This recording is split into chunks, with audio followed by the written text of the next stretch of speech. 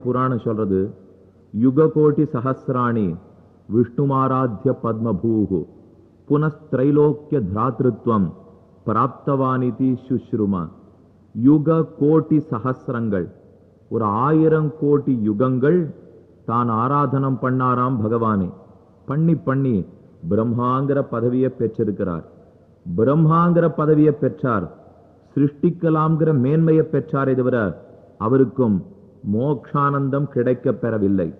இந்திரனுடைய பதவி பெருசுன்னு நாம நினைப்போம், அதை விட பிரம்மாவனுடைய பதவி பெரியதுன்னு உணர்வோம்.